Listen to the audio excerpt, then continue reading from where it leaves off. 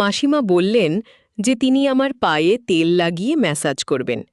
আমি বারবার বললাম, না মাসিমা, এটা ঠিক হবে না। কিন্তু তিনি আমার ঘরে এসে আমার পায়ে তেল লাগাতে লাগলেন, যা আমার মধ্যে এক নতুন আবেগের উন্মেষ ঘটাল। সেটা শুনলে আপনার শরীর কেঁপে উঠবে, কারণ আমার মাসিমা ছিলেন ৩৮ বছরের একজন আকর্ষণীয় নারী, যার চেহারায় এখনও বয়সের ছাপ পড়েনি। তাকে দেখলে মনেই হয় না যে তার এত বয়স হয়েছে, তাই তাকে অনেক সুন্দর দেখায়। তিনি আমাদের বাড়িতে একজন সাহায্যকর্মী হিসেবে কাজ করতেন। তিনি আমাকে ছোটবেলা থেকেই অনেক যত্ন করে তোলেন। আমার মা বাবা ২ মাসের জন্য মালয়েশিয়া যাচ্ছিলেন, এবং এই সময় মা বাড়ির দায়িত্ব মাসিমার ওপর দিয়ে গেলেন।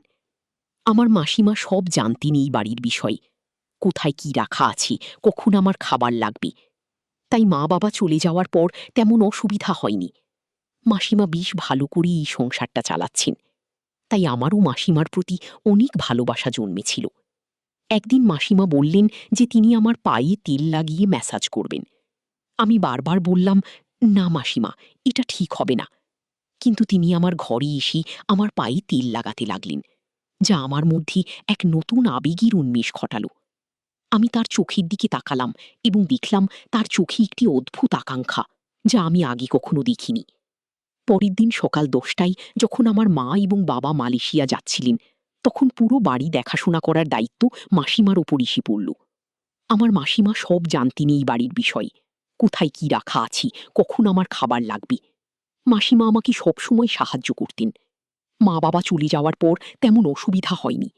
মাসিমা ভালো করেই এই সংসারটা চালাচ্ছেন, তাই আমারও মাসিমার প্রতি অনেক ভালোবাসা জন্মেছিল। আমি তখন ২১ বছরের তরুণ, এবং আমার মাসিমা আমাকে সবসময় অনেক যত্ন করতেন। ছোটবেলা থেকেই তিনি আমার সবকিছু খেয়াল রাখতেন। আমার ভালো লাগা, মন্দ লাগা সবকিছু তিনি জানতেন। সেই একই দৃষ্টিকোণ থেকে আমি আবার এমন কিছু অভিজ্ঞতা পেয়েছিলাম। সেদিন রাতে আমি তার রুমে গিয়ে উপস্থিত হলাম। তিনি আমাকে দেখে চমকে গেলেন এবং জিজ্ঞেস করলেন, কোনো কাজ আছে? আমি বললাম, না, কোনো কাজ নেই। আজ আমরা বেশি কথা বলিনি, তাই তোমার সাথে দেখা করতে এলাম। তিনি বললেন, ঠিক আছে, যদি তোমার কোনো দরকার হয় আমাকে ফোন করো, আমি এখানে আছি তোমার জন্য। কোনো প্রশ্ন না করেই তিনি তার কাজ করতে লাগলেন। রাত বাড়ছিল এবং আমরা কথা বলছিলাম। মাসিমার সাথে কথা বলতে বলতে আমার মনের মধ্যে এক অদ্ভুত অনুভূতি জাগছিল। আমি অনুভব করছিলাম যে তার মধ্যে এক ধরনের আকর্ষণ আছে, যা আমাকে তার দিকে টানছে। আমি সেই রাতে খুব ভালো ঘুমাতে পারিনি। আমার মনে হচ্ছিল আমি মাসিমাকে নিয়ে স্বপ্ন দেখছি। পরের দিন সকালবেলা আমি ঘুম থেকে উঠে দেখি মাসিমা রান্নাঘরে ব্যস্ত। আমি তার কাছে গিয়ে বললাম, মাসিমা, তুমি কি কিছু বলবে? মাসিমা বললেন, কেন, তুমি কিছু বলবে? আমি বললাম, না, আমি শুধু তোমার সাথে কথা বলতে চাইছি। মাসিমা হেসে বললেন, ঠিক আছে, তুমি কি চাও? আমি মাসিমার দিকে তাকিয়ে বললাম, তুমি আমাকে ছোটবেলা থেকে অনেক যত্ন করেছ, আমি তোমার প্রতি কৃতজ্ঞ। মাসিমা হেসে বললেন, তুমি আমার ছোট, তোমাকে যত্ন করাটা আমার দায়িত্ব। আমি বললাম, তুমি শুধু আমার মাসিমা নও, তুমি আমার মনের অনেক কাছের একজন মানুষ। মাসিমা আমার কথায় কিছুক্ষণ চুপ করে রইলেন। তারপর বললেন, তুমি আমাকে যে ভালোবাসা দাও সেটা আমার কাছে অনেক মূল্যবান। আমি তোমাকে সবসময় ভালোবাসবো এবং যত্ন করব। আমি তার কথায় অভিভূত হলাম এবং বললাম, তুমি আমার জন্য সবকিছু। এরপর ঘর থেকে আমাদের মধ্যে একটা নতুন সম্পর্ক গড়ে উঠল। মাসিমা আর আমি একে অপরকে আরো ভালোভাবে জানার সুযোগ পেলাম। আমাদের মধ্যে একটা গভীর ভালোবাসার সম্পর্ক তৈরি হলো। আমরা একে অপরের প্রতি যত্নশীল হলাম এবং আমাদের সম্পর্কটা আরো মজবুত হলো। এরপর একদিন সন্ধ্যায় আমরা বাগানে বসে কথা বলছি। মাসিমা হঠাৎ করেই আমার হাত ধরলেন। তার স্পর্শে আমার মধ্যে একটা অদ্ভুত অনুভূতি জাগল। আমি তার দিকে তাকালাম এবং দেখলাম তার চোখে একটি মৃদু হাসি। মাসিমা বললেন, তুমি জানো, তোমার প্রতি আমার মনের একটা বিশেষ টান আছে। আমি বললাম, মাসিমা, আমার মনেরও একই অবস্থা। মাসিমা ধীরে ধীরে আমার কাছে এলেন এবং আমার কাঁধে হাত রাখলেন। তার উষ্ণতা আমার মনের সমস্ত দ্বিধা দূর করে দিল। আমরা একে অপরের চোখে চোখ রাখলাম। সেই মুহূর্তে আমরা দুজনেই অনুভব করলাম যে আমাদের সম্পর্কের গভীরতা আরো বেড়ে গেছে। আমরা আরো কাছাকাছি বসলাম এবং একে অপরের অনুভূতিগুলো ভাগাভাগি করলাম। মাসিমা আর আমি আমাদের সম্পর্কের গভীরতায় হারিয়েছিলাম। আমরা প্রতিদিন একে অপরের সাথে আরো বেশি সময় কাটাতে লাগলাম। কিন্তু আমরা জানতাম এই সম্পর্ক আমাদের নিজেদের মধ্যে সীমাবদ্ধ রাখতে হবে। মা বাবা ফিরে আসার দিন ঘনিয়ে আসছিল এবং আমরা জানতাম তাদের সামনে আমাদের এই সম্পর্ক প্রকাশ করা সহজ হবে না। 2 মাস পর মা বাবা মালয়েশিয়া থেকে ফিরে এলেন। প্রথমে সবকিছু ঠিকঠাক চলছিল, কিন্তু একদিন মা হঠাৎ করেই আমাদের একসাথে দেখে ফেললেন। মাসিমা আর আমি বাগানে বসে একে অপরের হাতে হাত রেখে কথা বলছিলাম। মা কিছুক্ষণের জন্য চুপ করে দাঁড়িয়ে রইলেন, তারপর ধীরে ধীরে ঘরের দিকে চলে গেলেন। আমি বুঝতে পারলাম কিছু একটা ভুল হইয়াছে। সেদিন রাতে মা বাবা আমাকে ডেকে পাঠালেন। আমি তাদের সামনে গিয়ে দাঁড়ালাম। মা বললেন, তুমি কি আমাদের কিছু বলতে চাই? আমি চুপ করে দাঁড়িয়ে থাকলাম। বাবা বললেন, আমরা সবকিছু দেখেছি, তুমি আর মাসিমা একে অপরকে ভালোবাসো, তাই না? আমি সাহস করে বললাম, হ্যাঁ বাবা, আমরা একে অপরকে ভালোবাসি। মা কিছুক্ষণ চুপ করে রইলেন, তারপর বললেন, তুমি জানো এটা সাহস বিষয় নয়। প্রথম কিছু মাস খুব কঠিন ছিল। আমাদের সম্পর্কের কারণেই অনেকেই সমালোচনা করছিল। কেউ কেউ বলছিল, তোমাদের সম্পর্ক ঠিক নয়, মাসিমা তোমার থেকে বয়সী বড়, এটা সমাজের নিয়মের বিপরীতে। কিন্তু আমরা সিদ্ধান্ত নিয়েছিলাম আমরা একে অপরকে কখনো ছেড়ে যাব না। আমরা আমাদের সম্পর্কের প্রতি আস্থা রেখেছিলাম এবং জানতাম আমাদের ভালোবাসা সবকিছু সহ্য করতে পারবে। কিন্তু ধীরে ধীরে আমাদের সম্পর্কের মধ্যে দূরত্ব বাড়তে লাগলো। আমরা একে অপরের সাথে অনেক সময় কাটালেও সমাজের চাপ এবং সমালোচনা আমাদের মনের উপর বড় প্রভাব ফেলছিল। একদিন মাসিমা আমাকে বললেন, আমাদের সম্পর্কের জন্য সমাজের যে চাপ তা সহ্য করা কঠিন হয়ে যাচ্ছে। আমি চুপ করেছিলাম, কারণ আমি জানতাম তিনি ঠিক বলছেন।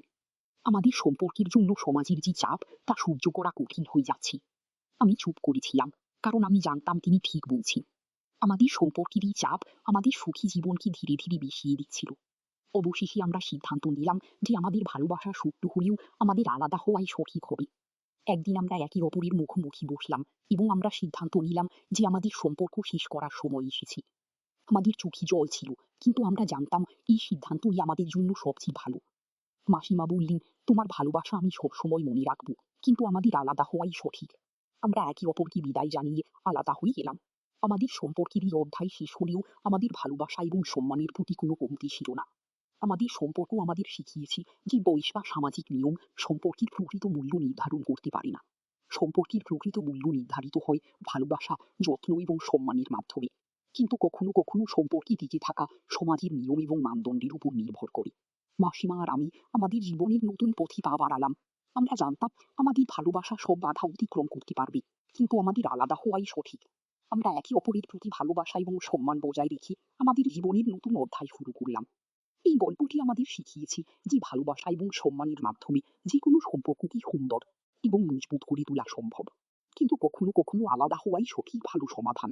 সম্পর্কের গভীরতা এবং মূল্য নির্ধারণ করে ভালোবাসা, যত্ন এবং সম্মান সমাজের নিয়ম এবং মানদণ্ডের উপর নির্ভর করে। মাসিমা আর আমি আমাদের জীবনের নতুন পথে পা বাড়ালাম। আমরা জানতাম আমাদের ভালোবাসা সব বাধা অতিক্রম করতে পারবে, কিন্তু আমাদের আলাদা হওয়াই সঠিক। আমরা একে অপরের প্রতি ভালোবাসা এবং সম্মান বজায় রেখে আমাদের জীবনের নতুন অধ্যায় শুরু করলাম। এই গল্পটি আমাদের শিখিয়েছে যে ভালোবাসা এবং সম্মানের মাধ্যমে যে কোনো সম্পর্ককে সুন্দর এবং মজবুত করে তোলা সম্ভব। কিন্তু কখনো কখনো আলাদা হওয়াই সঠিক ভালো সমাধান। সম্পর্কের গভীরতা এবং মূল্য নির্ধারণ করে ভালোবাসা, যত্ন এবং সম্মান সমাজের নিয়ম এবং মানদণ্ডের উপর নির্ভর করে। মাসিমা আর আমি আমাদের জীবনের নতুন পথে পা বাড়ালাম। আমরা জানতাম আমাদের ভালোবাসা সব বাধা অতিক্রম করতে পারবে, কিন্তু আমাদের আলাদা হওয়াই সঠিক। আমরা একে অপরের প্রতি ভালোবাসা এবং সম্মান বজায় রেখে আমাদের জীবনের নতুন অধ্যায় শুরু করলাম। এই গল্পটি আমাদের শিখিয়েছে যে ভালোবাসা এবং সম্মানের মাধ্যমে যে কোনো সম্পর্ককে সুন্দর এবং মজবুত করে তোলা সম্ভব। কিন্তু কখনো কখনো আলাদা হওয়াই সঠিক ভালো সমাধান। সম্পর্কের গভীরতা এবং মূল্য নির্ধারণ করে ভালোবাসা, যত্ন এবং সম্মান সমাজের নিয়ম এবং মানদণ্ডের উপর নির্ভর করে। মাসিমা আর আমি আমাদের জীবনের নতুন পথে পা বাড়ালাম। আমরা জানতাম আমাদের ভালোবাসা সব বাধা অতিক্রম করতে পারবে, কিন্তু আমাদের আলাদা হওয়াই সঠিক।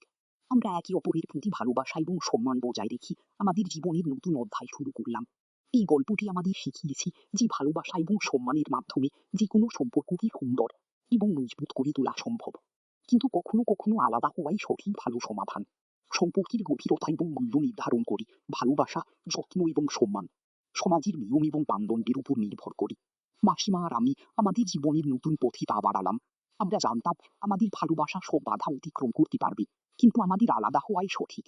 আমরা একে অপরের প্রতি ভালোবাসা এবং সম্মান বজায় রেখে আমাদের জীবনের নতুন অধ্যায় শুরু করলাম।